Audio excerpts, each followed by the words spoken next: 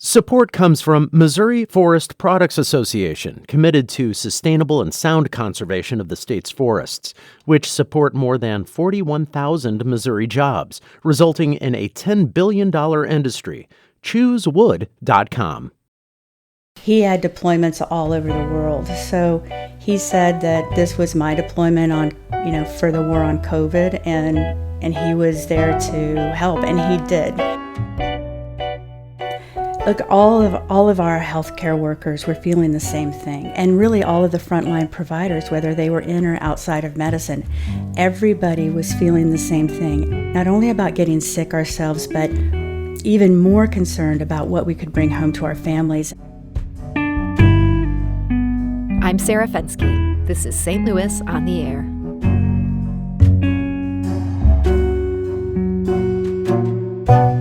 If you thought your life changed during the pandemic, you still likely have nothing on Dr. Tiffany Osborn.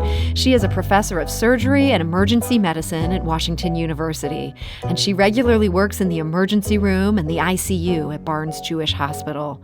The real risk of contracting COVID-19 and giving it to her family is why she moved into an RV parked in her family's driveway. Now, Dr. Osborn recently moved out of that RV for good, and she joins us today to share what she learned and what it's been like back in the family home. So, Dr. Tiffany Osborn, welcome. Oh, Sarah, thank you so much for having me. It's a real honor to be talking with you today. So take us back to this situation a bit more than a year ago. At what point did you realize this pandemic was going to affect more than just you, that this could be a real problem for your family? Right. Well, if we go back to, early March, all of the frontline providers, but those of us here in St. Louis and across the nation we'd already seen what had happened in Italy. Mm-hmm. We'd already seen what had happened in China. We'd already seen what had happened in New York. And we were watching our colleagues in New York struggle with lines out of hospitals. And we were seeing, these challenges with the number of people who weren't making it out of the hospital. And we didn't know at that time. We just didn't know. We didn't have all of the information. We knew that it was spread by droplets. We knew that it was spread by aerosols, but we didn't know exactly how contagious it was. We didn't know exactly all of the modes of transmissibility and the extent to which those modes of transmissibility were going to become issues. Mm-hmm. And you remember that the first SARS-CoV, it was spread initially through air vents in a hotel room. Mm-hmm. So we were just not sure what to expect. And my husband and I were trying to, and we had been money for extension to the ad extension. A trailer in the driveway. Sorry, Dr. Osborn, for some reason, it felt like your connection was going in and out there. If that doesn't clear up, we might have to call you back. But let's try, if you could just repeat what you just said. You realized you had to maybe consider this driveway option. Right. So we had been saving money and for an extension to the house, and the extension to the house then became a trailer in the driveway. So you went out and bought this trailer just for this. Yeah, we bought it the Saturday before we knew that Dr. Page was going to shut down the city. Wow. So your timing there, and man, just hearing you talk about this, it brings back so many emotions for me, just remembering how terrifying that time was. At that point, was your plan to just live full time in the trailer until this pandemic was over? That was the initial plan. And that plan worked for about 6 weeks, and I realized that I was going to lose my mind if I was staying in the trailer for an indefinite period of time. We didn't know how long this was going to last, and it became very clear that it was going to last a lot longer than we thought. Mm-hmm. So at the end of that 6 weeks, my husband and I reconvened. We had more information to make some informed decisions, and we decided that I would try to bundle all of my clinical time. So all the time that I spent in the emergency department and all of the time that I spent in the intensive care unit, we would bundle that together, and I would work all of those days as close to straight as possible, take a few days at the end of it, take a test, and then spend the rest of the month in the house. So how did that translate? I mean, were you working for a couple weeks at a time every day? Oh, yes. I'd probably go anywhere between 4 14 to 21 days straight. It just depended on the month and what was happening. I mean, that feels so stressful working those kind of shifts. So you're just working, and then you're going home to this trailer where you're by yourself. Did that get lonely? Yeah, it got very lonely. But I have to say that for me, look, all of our healthcare workers were feeling the same thing, and really all of the frontline providers, whether they were in or outside of medicine, everybody was feeling the same thing. Everyone was concerned, not only about getting sick ourselves, but even more concerned about what we could bring home to our families. And I have to say that I was fortunate. I mean, I was very fortunate because we'd been saving, I could divert those resources. But there were a lot of people who didn't have that option. I have friends who had to send their children to live with other family members for months at a time. I knew colleagues who had lived in their garage. So I was actually really fortunate, and I'm very appreciative.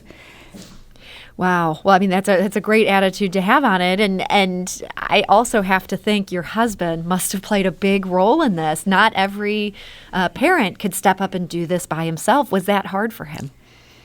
Oh, yeah. But my husband is, like, if you could look amazing up in the dictionary, it would probably have a picture of him. I mean, he is so phenomenal. But, what he would say is that, he was a special forces officer and had been deployed to Afghanistan, and he had deployments all over the world. So he said that this was my deployment on, for the war on COVID, and he was there to help, and he did. He was phenomenal. I mean, he really stepped up. The kids really stepped up. So I was very fortunate to have that kind of support. I think every mother has probably thought on occasion, man, if I wasn't around, they'd realize just how much I did. Did you find your kids ended up picking up some of that slack, had new appreciation for what mom used to handle?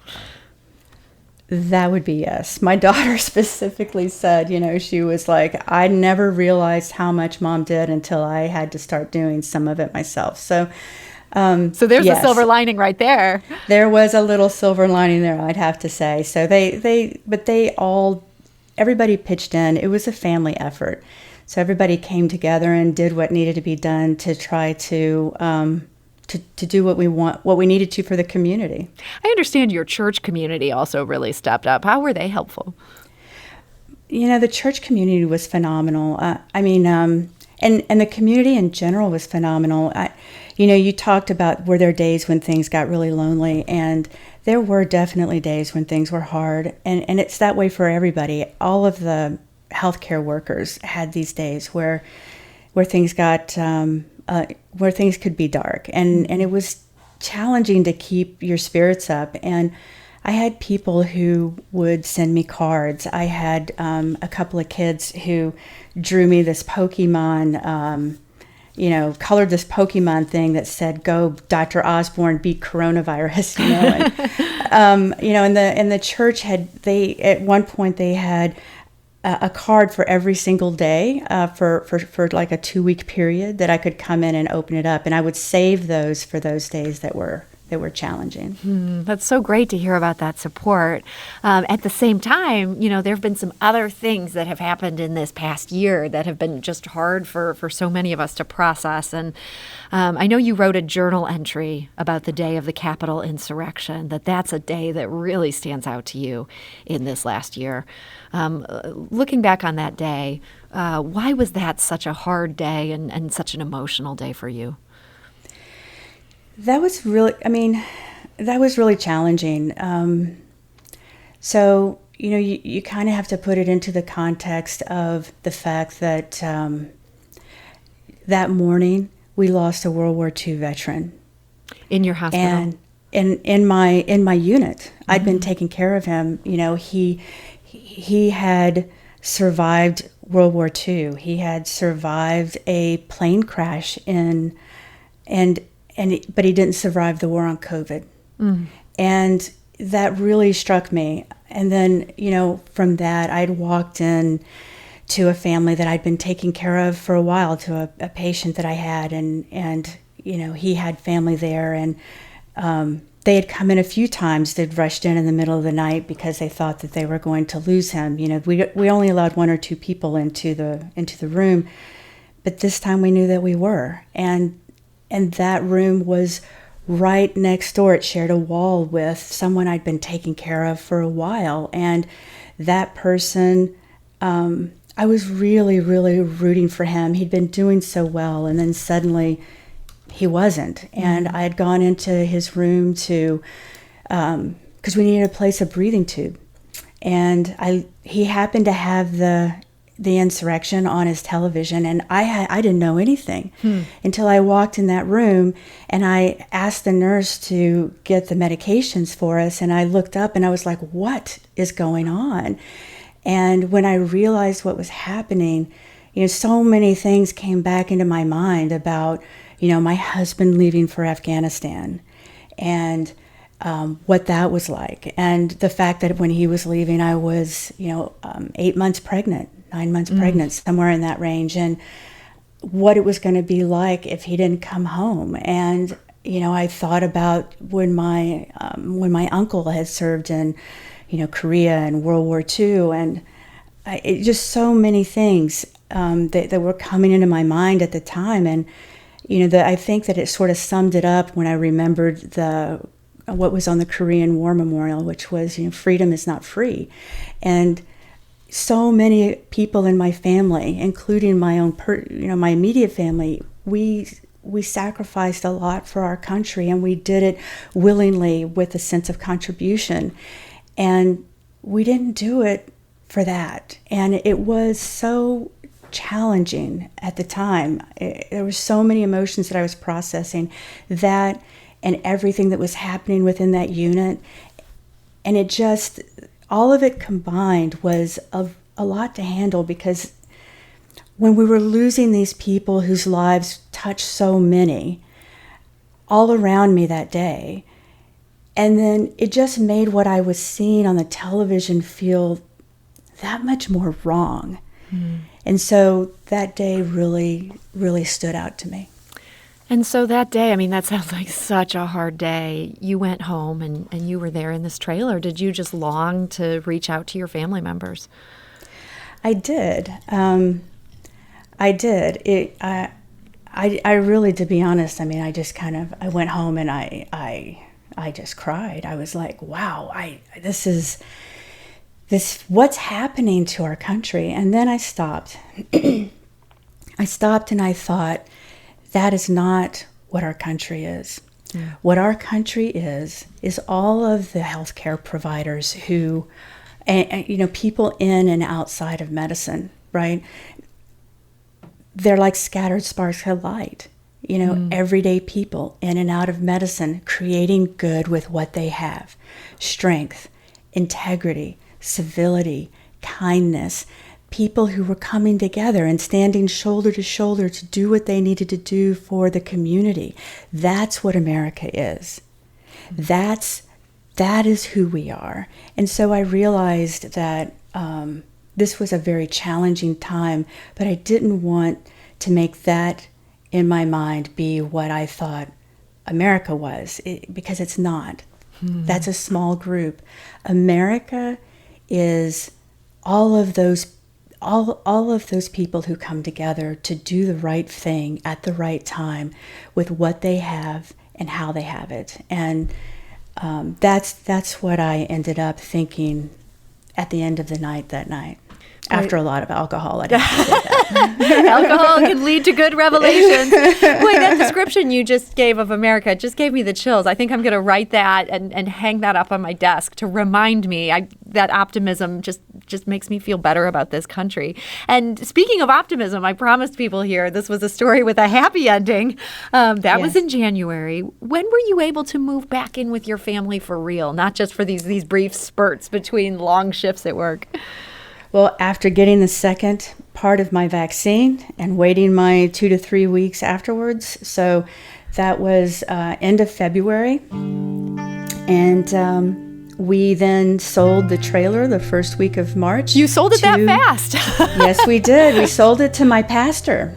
Oh, wow. And did they have a specific plan for it, or just wanted RV? Yes.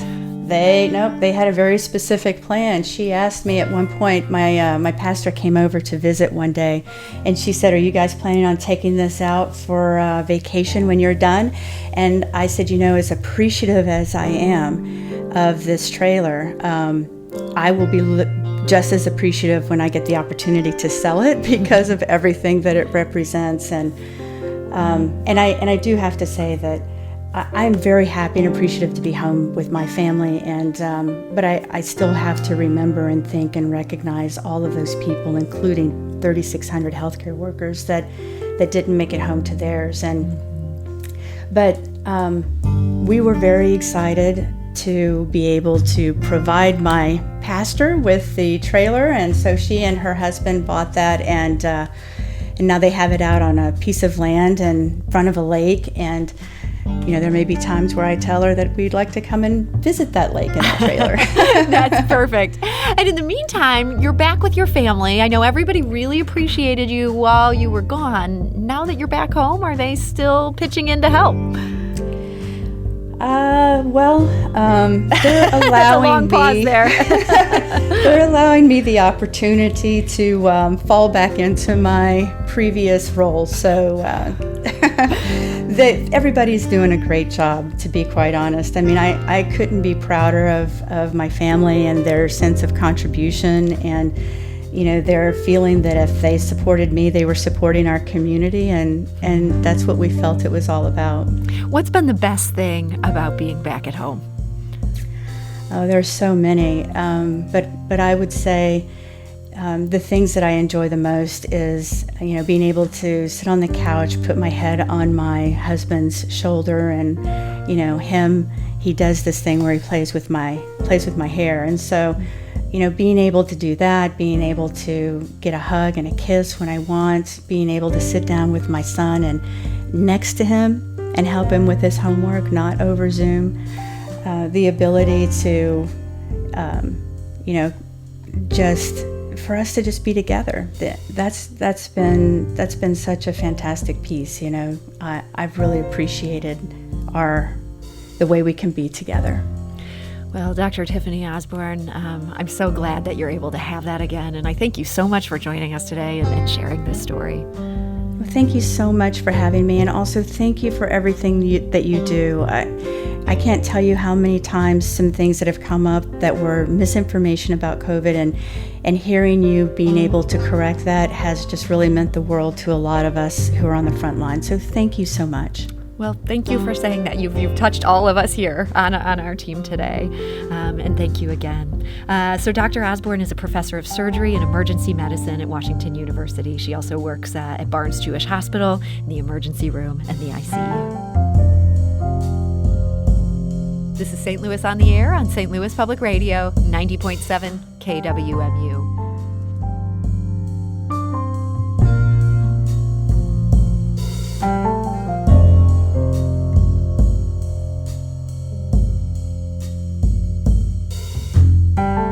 Do you find yourself regularly listening to episodes of St. Louis on the Air? Suggest us to a friend you think might enjoy our conversations. And leave us a review and rating on Apple Podcasts on the App Store. It's the simplest way to help people discover our show. Thanks. St. Louis Public Radio is a member-supported service of the University of Missouri, St. Louis.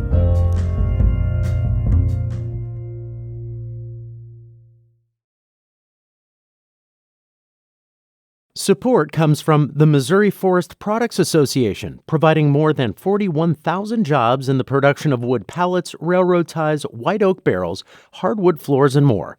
Details at choosewood.com.